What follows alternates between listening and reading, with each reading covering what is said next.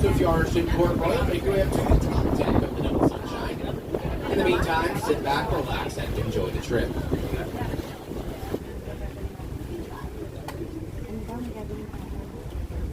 All right, folks, so who's ready to compare bank accounts? Yeah. All right, so when we were first coming down the river, when we first got into all of the housing units, okay, so we had Royal Harbor on our left-hand side, then we have Aqua Lane Shores on our right-hand side. So this is Port Royal. So Royal Harbor is going to be your millionaires. Aqua Lane Shores is going to be your billionaires. Port Royal is going to be your multi-billionaires. Wow. Grabe. So I'm going to keep everything on the right-hand side of the boat, so I don't yell with left and right.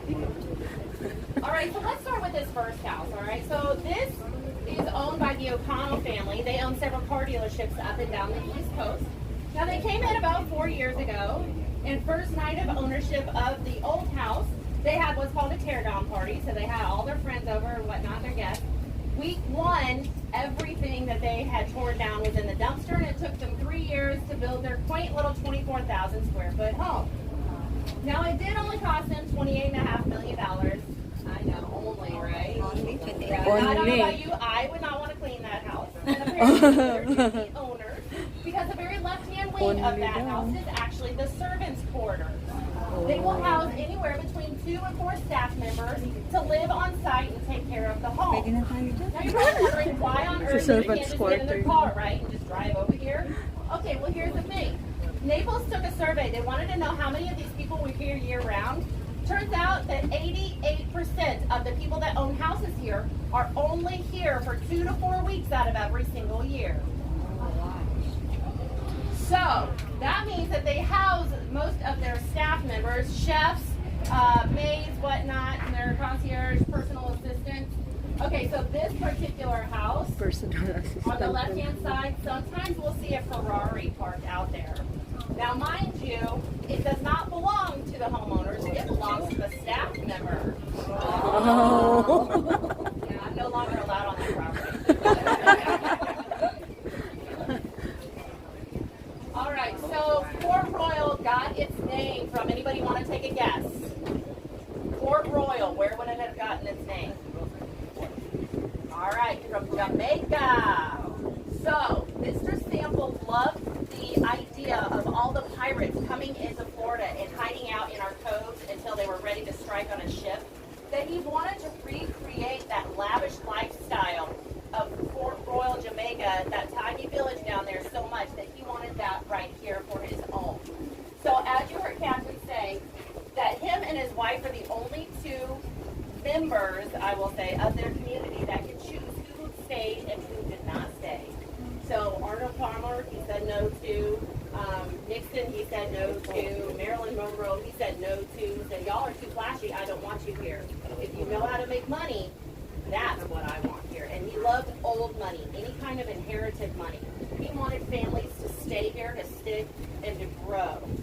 And so most of these people that you're going to see over here have boats, right? Because they're on the water. So they're going to name their boats after what they've invented or what products that they have come up with. Case in point, the 60-foot dinghy over here called Beer Money.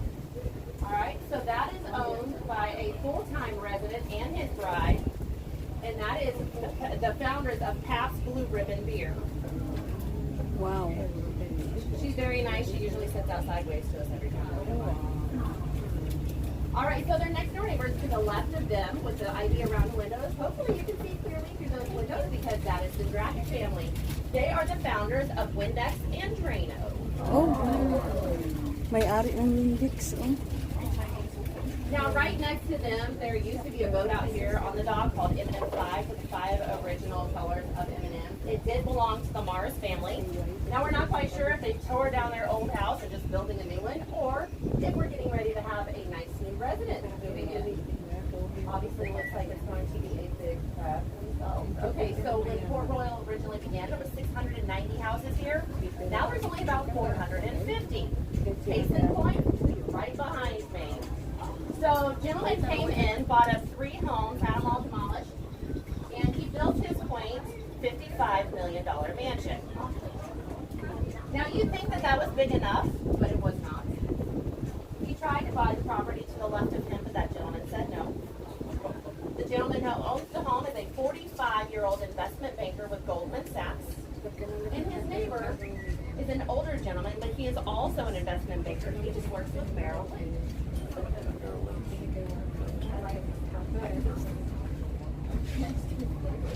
So most of these homes used to be one story. They used to be quaint, probably had 2 bedrooms, 1 bath, maybe 3 bedrooms, 1 bath. Couldn't look like your neighbor's house. The paint color had to be determined by Mr. and Mrs. Sample. You couldn't have the same architecture as your next door neighbor either. You'll see a lot of these touch their shutters down already. We're getting some Elsa winds as you kind of, felt on your way out. Okay, so this White House over here on our right-hand side, it used to originally be the color Cadillac pink, just like the cars in her driveway. That was the very first home site of Mary Kay Cosmetics. Now, whenever her I think it was her granddaughter sold it, I believe. And when they sold it, the new owners, they did tear it down, but they built it almost exactly the same. All they did was they moved the staircase to the other side, and they remodeled the inside, painted it white. Most of these people around here, they're going to tear down the old original house that's there, and they're going to build their sprawling mansion. I have a feeling they just don't want to sit on somebody else's toilet. I don't know. Okay, so there was 1 or 2 case in point for having just 2 stories, where most of them were 1 story, and it's right behind me over here on the point. Now, kind of get a good look at it, because it's one of the old originals. It's a nice one. Now, you see that flagpole out there? Usually, when the flags are flying, that means that they're home. Now, the flag that they fly is an American flag and a blue, white, and black flag.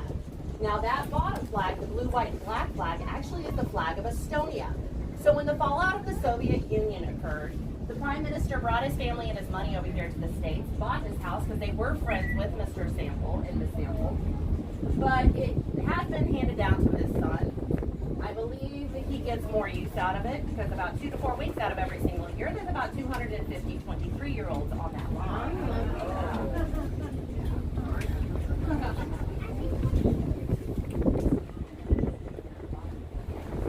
Okay, so right over here on our right-hand side, so you're going to see 2 elephant statues outside of this pretty colored house right here. I personally think it would be funnier if they had elephant statues. That is the founders of Johnsonville Brats. It was kind of funny because I had a couple of gentlemen. Now the gentleman to the left of him with the yellow houseboat up on the dock boat's name is Top Rod. That gentleman is the inventor of the graphite fishing pole. And so since he did have that patented, he gets royalties off of every graphite fishing pole still sold today. All right, so a lot of you probably have heard of HGTV or watched it, seen Better Homes and Gardens magazines or whatnot. Okay, so this next home over here on our right-hand side with the lush lawn and the beautiful flowers. Appropriately so, she's a full-time resident, but we'll never see her here. That's because she's kind of a double dose of brain power. So she is the founder of FTD for Flowers to Deliver. Not only that, she's also the highest-ranking female in the hedge fund department of Goldman Sachs.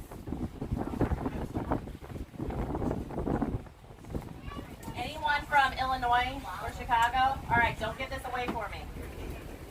Usually I have somebody always ask me about the hot dogs. Oh, yeah. So our favorite rags to riches over here is on our right. Usually right here on this dock, there sits a 137-foot Westport yacht. It is the largest in Fort Lauderdale. So they proudly fly the American and Marine Corps flags. When this gentleman came back from the Vietnam War, he asked his wife, would you like to go ahead and venture in with me? She said no, so I'm pretty sure that wife now has a second wife. But bought a hot dog cart. He put all $4,000 into a hot dog cart. He stood on a corner in Chicago, Illinois, selling all those hot dogs till he got his very first restaurant. That is Dick Portillo of Portillo's Hot Dogs. Now in 2015, he sold that restaurant, but he kept the land ownership, which is a very smart deal. He sold it to Warren Buffett at the tune of $1.6 billion. Wow. So right over here to our right-hand side, This house belongs to the Collier family. If that does sound familiar, we are in Naples, which is in Collier County. Many moons ago, we bought up about 2 million acres worth of swampland at 25 cents an acre, y'all. If you can imagine that. So they did help build up the infrastructure here in Naples. They own about 850 acres still, or 850,000 acres in Naples still yet to this day. Anybody remember playing with Play-Doh when they were younger or their kids? Kids loved it, parents hated it, got stuck in the carpet, and you could never get it out. Yeah. Well, there's a Blaine. That's the house that Play-Doh made right there over there in the corner. All that dough made all that dough.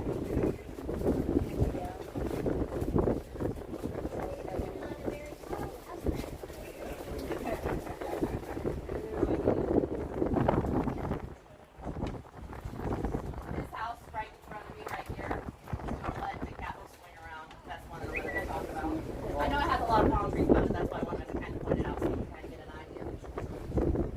All right, so the gentleman that perfected many of our cable television shows today, he bought this house as a $22.5 million wedding present for one of his 3 daughters.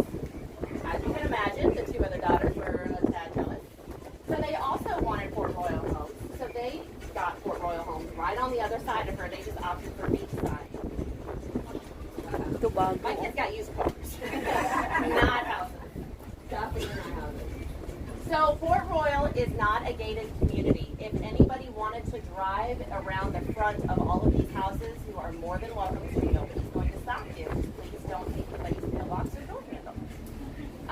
Now, some of these roads are going to be like Buccaneers Roost, I think it's Rum Row, King's Crest, or Kingstown Crescent. Yeah. So nobody's going to stop you, but please, if you're going to visit the front of these houses, please drive the speed limit because it is very heavily secured by our police department.